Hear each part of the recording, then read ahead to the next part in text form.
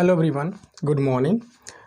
तो चलिए इस वीडियो में एक और क्वेश्चंस करते हैं। और ये जो क्वेश्चंस है आपको क्लास 10th का जो RS अग्रवाल का जो मैथ है उसमें से चैप्टर 1 एक्सरसाइज 1B से लिया गया क्वेश्चन नंबर 23 है ना।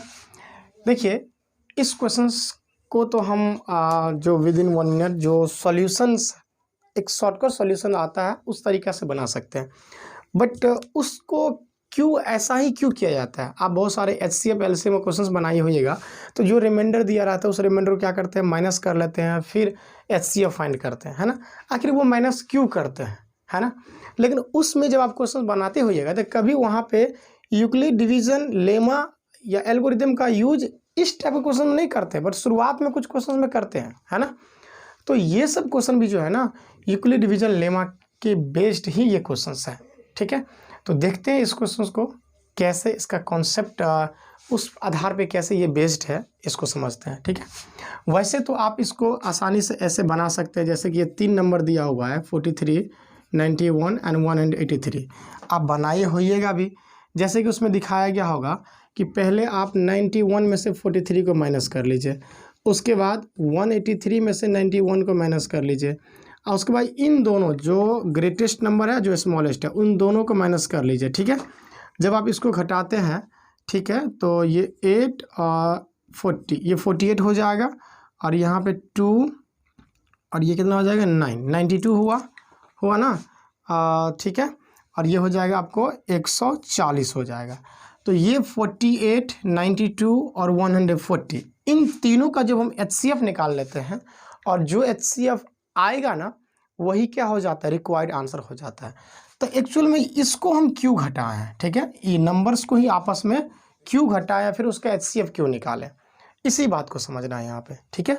तो चलिए देखिए इस क्वेश्चन को हम बनाते हैं। अब देखिए हम लोग क्या जानते हैं, according to Euclid division lemma क्या होता है, dividend is equal to divisor into quotient plus remainder. ये होता है कि नहीं होता है। यहाँ पे डिविडेंड क्या है, A है, B मतलब डिवाइजर हुआ, और Q मीन्स कोशिएंट, और R फॉर रिमाइंडर। तो यहाँ जो डिवाइजर है, डिवाइजर को हम B ही रखेंगे, कोशिएंट Q ही रहेगा, रिमाइंडर तो यहाँ पे रिमाइंडर हर एक केस में सेम है तो रिमाइंडर R रख लेंगे, और डिविडेंड तो यहाँ पे क्या है, गिवन है। देखिए क्योंकि 43 एक जगह 43 होगा, एक जगह 91 होगा, एक जगह 183 हो जाएगा, ठीक है। तब find the greatest number that will divide 43, 91, 183 so as to leave the remainder same, so as to leave the same remainder in each case। हर एक केस में सेम रिमाइंडर होगा, ठीक है। तो यहाँ पे सॉल्यूशन जब स्टार्ट करेंगे ना हम, ठीक है, तो according to Euclid division lemma क्या हो जाएगा, 43 को मान लीजिए हम डिवाइड किए, ओके, और वो ग्रेटेस्ट नंबर हमको फाइंड ही करना है। तो वो ग्रेटेस्ट नंबर, हाँ, डिवाइजर जो है हम उसको B ही मान लेते हैं, ठीक है, B मान लेते हैं। तो 43 को जब हम किससे, B से डिवाइड किए, ओके, और जब B से डिवाइड करेंगे तो कुछ ना कुछ तो कोशिएंट आएगा ना, तो कोशिएंट को हम मान लेते हैं Q1। क्या मान लेते हैं, Q1। और रिमाइंडर हर एक केस में सेम है तो रिमाइंडर को R ही रखते हैं, ठीक है। इससे मान लेते हैं इक्वेशंस 1, ठीक है, क्योंकि 43 को डिवाइजर क्या होगा नहीं होगा वो तो पता नहीं है, वो तो फाइंड ही करना था, कोशिएंट निकलेगा, ठीक है। कोशिएंट Q1 मानने का 1 क्यों दिए, क्योंकि कोशिएंट हर एक केस में अलग अलग होगा, है ना। दूसरा देखिए जैसे कि 91 को जब आप B से डिवाइड करते हैं, क्योंकि डिवाइजर तो तीनों को डिवाइड करने वाला सेम ना होगा, तो 91 को जब हम B से डिवाइड करेंगे तो यहाँ पे कोशिएंट क्या होगा, कुछ अलग होगा, क्योंकि बड़ा नंबर तो कोशिएंट ज़्यादा होगा, बट रिमाइंडर कह रहा है हर एक केस में सेम ही होगा, तो रिमाइंडर क्या होगा, सेम हो जाएगा। इक्वेशन सेकेंड हो गया। तीसरा 183 है, जब इसको हम डिवाइड करेंगे B से तो यहाँ कोशिएंट 3 हो जाएगा, मतलब Q3 हो गया कोशिएंट, और रिमाइंडर क्या हुआ, R हुआ, ठीक है। और ये हो गया आपको क्या हो गया, इस इक्वेशन थर्ड हो गया। तो इस तरीक़ा से इसको लिख दिया यूक्लिड डिवीजन लेमा के अकॉर्डिंग। बात समझे कि नहीं। चलिए अब इनमें क्या करते हैं हम, जरा यहाँ से कंक्लूजन निकलेगा कि इन तीनों इक्वेशंस को आपस में सबट्रैक्ट करते हैं, ठीक है। तो देखते हैं यहाँ पे क्या करते हैं हम पहले, नाउ सबट्रैक्ट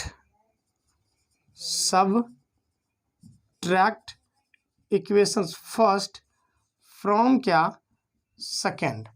फर्स्ट को जो है हम सेकेंड से घटाते हैं, ठीक है, सेकेंड से इसको इन दोनों को आपस में घटाते हैं।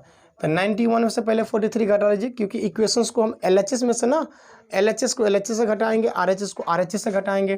तो 91 में से जब 43 को घटाते हैं तो कितना हो जाता है, 48 होता है। इसको अभी घटाए थे, इसको जब घटाएंगे तो 48 हो जाएगा, इज इक्वल टू।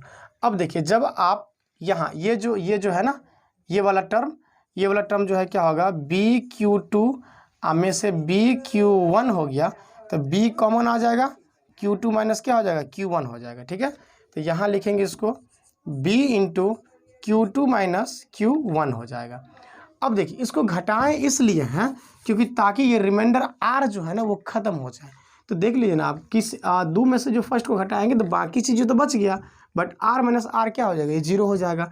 तो इस केस में रिमाइंडर हमको 0 है कि नहीं है, यहाँ क्या हो गया, ये इक्वेशंस जैसे 1 2 3 हुआ, इसको इक्वेशंस 4 मान लेते हैं। ठीक है, देखिए यहाँ पे ये दिख रहा है कि इस 48 को अगर हम B से डिवाइड करते हैं, इस 48 को B से डिवाइड करते हैं तो कोशिएंट हमको Q2 माइनस Q1 बच रहा है। ठीक है ना, इसी तरीक़ा से उसको घटाइए। अब ऐसे थोड़ा सिंपली लिख लेते हैं, इक्वेशंस थर्ड में से किसको घटाते हैं हम, इक्वेशंस सेकेंड को घटा रहे हैं। ठीक है, सेकेंड को घटा लेते हैं।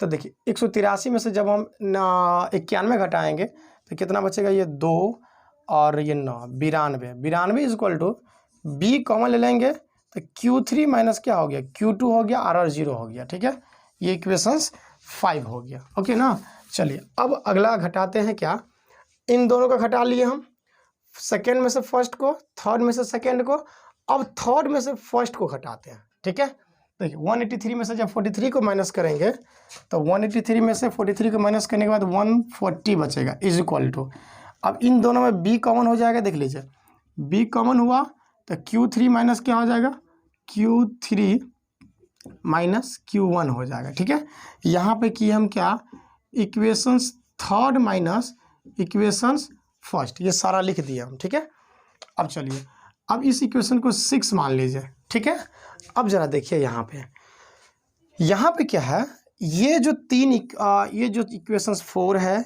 इक्वेशंस 5 जो है, इक्वेशंस ये जो 6 है जिसको हमने रेड कलर से देखिए घेरा है, इन तीनों इक्वेशंस में आपको ये B क्या है, सब में कॉमन है, और यही B हमको फाइंड करना है, क्योंकि यही B फाइंड करना है ना, शुरुआत में यही B फाइंड करना है।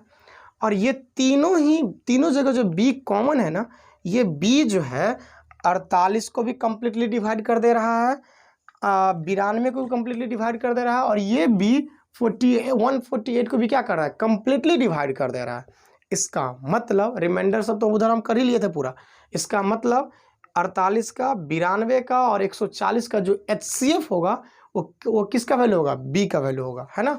तो रिक्वायर्ड डिवाइजर जो होगा क्या होगा, ठीक है, रिक्वायर्ड डिवाइजर है ना, रिक्वायर्ड डिवाइजर जो रिक्वायर्ड ग्रेटेस्ट नंबर हो जाएगा। ठीक है, वो रिक्वायर्ड डिवाइजर जो होगा वो होगा HCF ऑफ, वो क्या होगा, HCF ऑफ ये 48, 92 और किसका 148। जब आप इन तीनों का HCF जब निकालते हैं तो वो HCF आपको 4 निकलेगा। ठीक है, उन तीनों का HCF क्या निकलेगा, इन तीनों का जब आप HCF निकालिएगा ना, इन तीनों के HCF तो वो HCF 4 आ जाएगा। आप HCF उसका फाइंड कर सकते हैं जिस किसी भी मेथड से आपको निकालना हो, फैक्टराइजन से या यूक्लिड डिवीजन एल्गोरिदम से। ठीक है, तो HCF 4 आ जाएगा, और यही 4 रिक्वायर्ड आंसर हो गया, क्योंकि ये 4 इस B का वैल्यू हो गया। Here we observe that B is common in the equation 4th, 5th, 6th सब में, और ये B जो है 140 को भी, 92 को भी और ये 48 को भी कम्प्लीटली डिवाइड कर दे रहा है। और ये B जो है ना, इसलिए 48, 92 और 140 के HCF जब निकालेंगे तो 4 हो जाएगा। तो ये B, ठीक है, ये B इसको 48 को 92 को कम्प्लीट डिवाइड करता है, बट ये B 43 को भाग करने पर रिमाइंडर R होता है, यही B 91 को डिवाइड करता है तो रिमाइंडर R होता है, और यही B 183 को डिवाइड करता है तो रिमाइंडर R बचता है ना। तो ये B का 3 इक्वेशंस में डिवाइड करते हैं, ये पहले वाले में तो सेम क्या बचता है, सेम रिमाइंडर होता है, और इसी B से हम 4 में, 5 में और 6 में देख लीजिए आपको रिमाइंडर कुछ नहीं बचता है। तो इसलिए यहाँ पे HCF निकलेगा घटाने के बाद। ठीक है, और बुक में आपको सिंपली वहाँ पे ये तरीका एग्जाम में नहीं पूछता है, बट ये कॉन्सेप्ट है, इसको समझना रहता है। अब आपको पता चली गया होगा ये जो 43 होता है, 91 होता है और 183 होता है, इसको शुरुआत में इन दोनों को घटाते हैं। 91 में से 43 को, फिर इन दोनों को 183 में से 91 को, और फिर इन दोनों को 183 में से 43 को। तो ये 48, ये 92 और ये 140, और इन तीनों का HCF निकाल के रिक्वायर्ड हो जाता है आंसर। ठीक है, थैंक यू।